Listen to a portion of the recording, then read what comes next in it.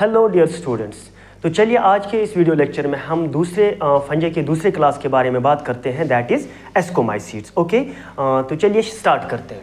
Ascomycetes, एस्कोमाइसीड जो हमारा है, it is the class of the fungi जिसको हम क्या कहते हैं, सैक फंजाई भी कहते हैं। It is also known as sac fungi. तो हम यहाँ पर लिखेंगे it's also known as sac fungi. किसको हम सैक फंजाई कहते हैं? Ascomycetes. And you all know it belongs to the higher class of the fungi, that means it is a higher fungi. Okay, higher fungi. Higher fungi means इनकी body कैसी होती है? Septate body होती है। तो चलिए आगे चलते हैं। Coming to the next point, अगर हम बात करेंगे इनके हैबिटाट की, एस्कोमाइसीड्स के हैबिटाट की बात करते हैं। हैबिटाट की जब बात करते हैं एस्कोमाइसीड्स की, जो इनका हैबिटाट है, इनका habitat they live on the dead and decaying organic matter, live on dead and decaying organic matter. ये dead and decaying organic matter पे रहते हैं। Okay, decaying organic matter. इसके साथ साथ जो ये फंजे हैं ascomycetes, they are also coprophilous. कैसे होते हैं? कैप्रोफिलस। तो कैप्रोफिलस हम किसको कहते हैं? कैप्रोफिलस। कैप्रोफिलस वो ऑर्गेनिजम्स होते हैं जो डंग पे भी ग्रो करते हैं, live on dung, live on dung. तो ये जो है हैबिटाट आपको कहाँ पे देखने को मिलता है? एस्कोमाइसीड्स में देखने को मिलता है। तो चलिए इसके बाद बात करते हैं इनके स्ट्रक्चर की। Structure of ascomycetes. स्ट्रक्चर, अगर हम एस्कोमाइसीड्स के स्ट्रक्चर की बात करते हैं, एस्कोमाइसीड्स का जो स्ट्रक्चर है, as we all know they are the higher fungi, so that means कि इनकी जो बॉडी है that is septate. Septate body होती है। इनकी बॉडी जो है, उनकी जो सेल्स है वो डिवाइडेड होती है बाय कंपार्टमेंट्स। ठीक, इनकी बॉडी जो है that is multicellular, multicellular, multicellular body होती है। ओके, इनकी बॉडी जो है that is filamentous, filamentous, filamentous body होती है। बट हेयर इन एक एक्सेप्शन देखी गई है इनमें एस्कोमाइसीड्स में, that exception is of yeast. Exception पाई गई है यीस्ट की। जो यीस्ट है वो कैसा है? यीस्ट। यीस्ट इज यूनिसेल्यूलर, ये एक यूनिसेल्यूलर ऑर्गेनिज्म है। एंड ये जो ऑर्गेनिज्म है ये फिलामेंटस नहीं होता। तो ये एक्सेप्शन पाई गई है आपके इसके स्ट्रक्चर में, किनके? एस्कोमाइसीड्स में। ओके, तो उसके बाद बात आती है एस्कोमाइसीड्स के न्यूट्रिशन की।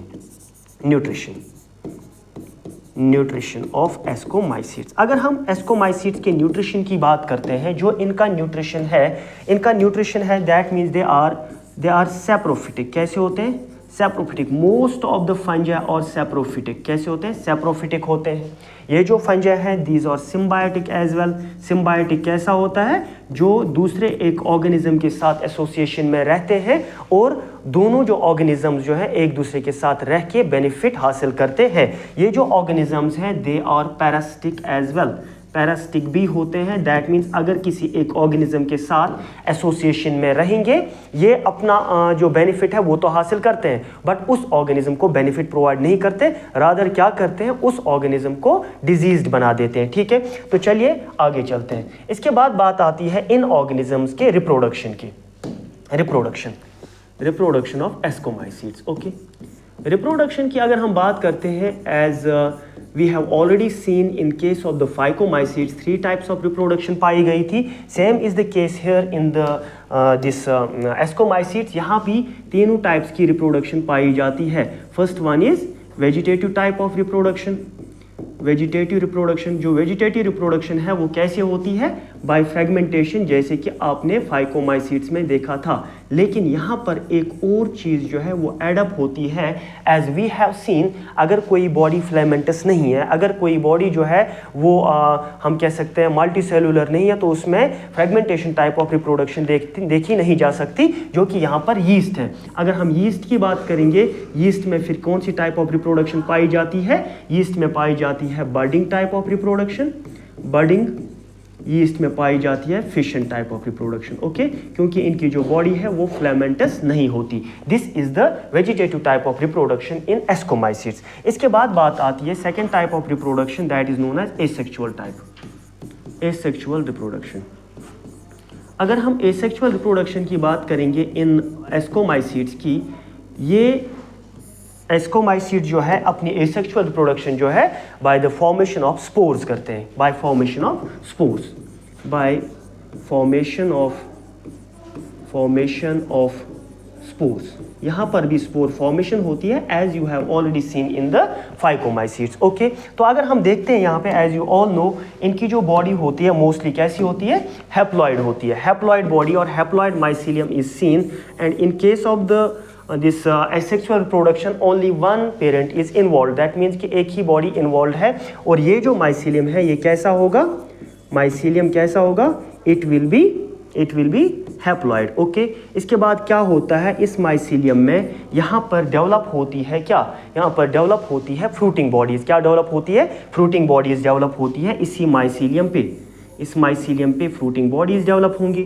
ठीक है, fruiting body development, fruiting body develop होगी, फ्रूटिंग बॉडी। ओके, यहाँ पर आगे क्या होगा, इस फ्रूटिंग बॉडी पे अब जाके स्पोर्स डेवलप होते हैं, इसी फ्रूटिंग बॉडी पे स्पोर्स डेवलप होते हैं।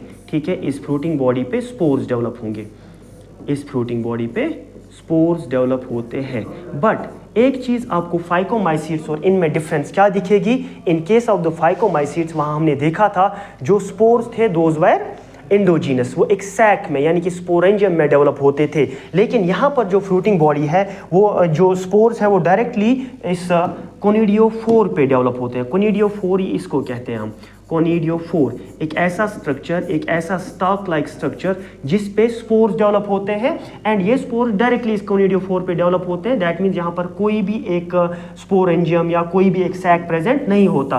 तो हम ऐसा कह सकते हैं ये जो स्पोर्स हमारे हैं, ये जो हमारे स्पोर्स हैं, these are what, these are exogenous spores। क्या होते हैं, एक्सोजीनस स्पोर्स, क्योंकि यहाँ पर कोई भी एक सैक पाया नहीं जाता। तो हम डायरेक्टली इन स्पोर्स को यहाँ पर ऐसे दिखा सकते हैं, these spores are known as coniidiospores।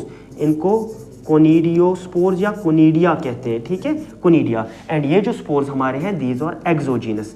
Exogenous means ये किसी भी एक बॉडी में डेवलप नहीं होते, ये किसी भी एक सैक में डेवलप नहीं होते। और आगे जाके क्या होता है, ये स्पोर्स जर्मिनेट करते हैं और नया माइसीलियम डेवलप करते हैं, germination.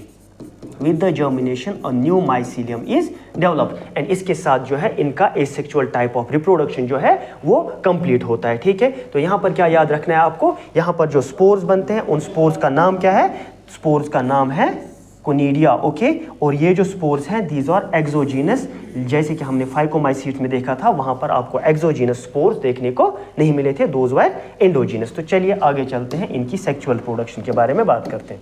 Sexual reproduction, sexual reproduction.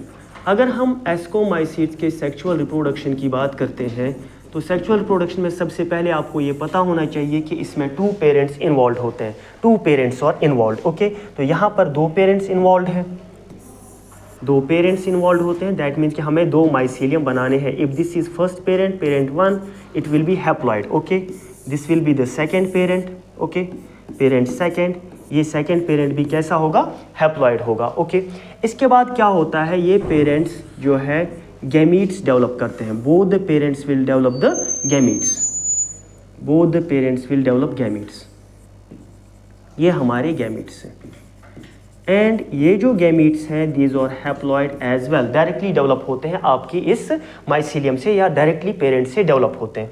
इसके बाद होता क्या है, ये गैमीट्स आपस में फ्यूज़ हो जाते हैं, बट यहाँ पर जो है प्लाज्मोगैमी एंड कैरियोगैमी का एक प्रॉपर डिफ्रेंसिएशन देखने को मिलता है। तो फर्स्ट स्टेज क्या होगा, ये प्लाज्मोगैमी होगा, प्लाज्मोगैमी, ये प्लाज्मोगैमी है। ओके, विद द प्लाज्मोगैमी जो यहाँ पे एक स्ट्रक्चर बनेगा उसमें आपको 2 न्यूक्लियाई देखने को मिलेंगे and this stage is known as the dikaryon. इसको हम डाइकैरियन कहते हैं, डाइकैरियन, क्योंकि यहाँ पर एक सेल में आपको 2 न्यूक्लियस देखने को मिलते हैं, इसीलिए इसको हम क्या कहते हैं, डाइकैरियन कहते हैं, जो कि कैरेक्टरिस्टिक फीचर है आपके एस्कोमाइसीट्स का।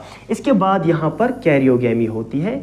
Karyogamy is the second stage of the sexual reproduction of fungi or most of the fungi.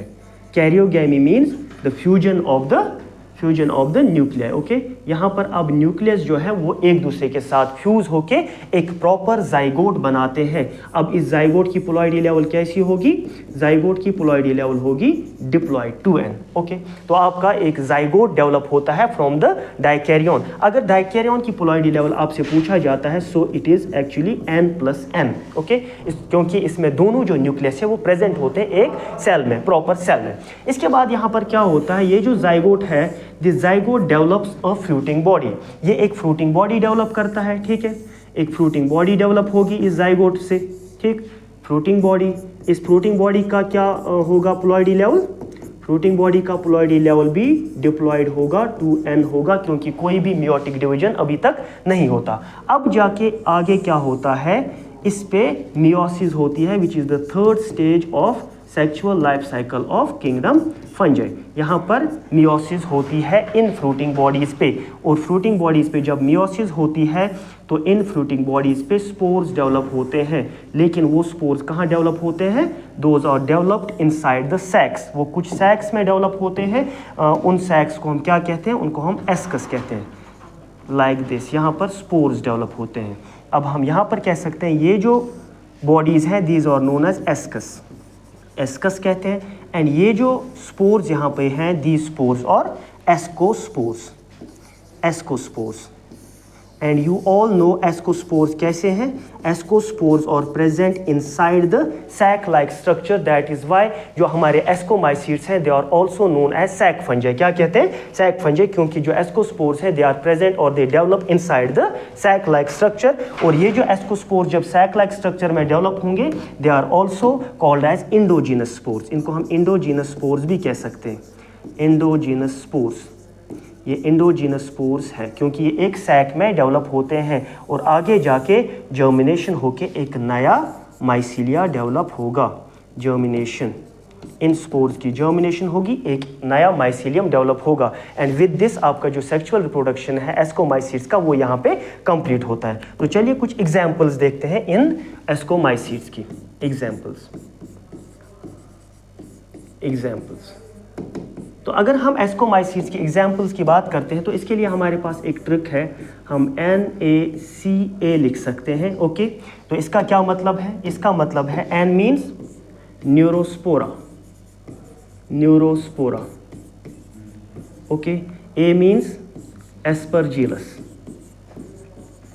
Aspergillus. Okay, and C means Claviceps, Claviceps. Okay, and last one ascomycetes, this A stands for ascomycetes, ascomycetes। ये आपकी कुछ examples है जो important examples हैं ascomycetes के related, और आप ऐसे इनको याद रख सकते हैं। विद दिस आज का जो टॉपिक है that is completed and see you in the next lecture. Thank you so much.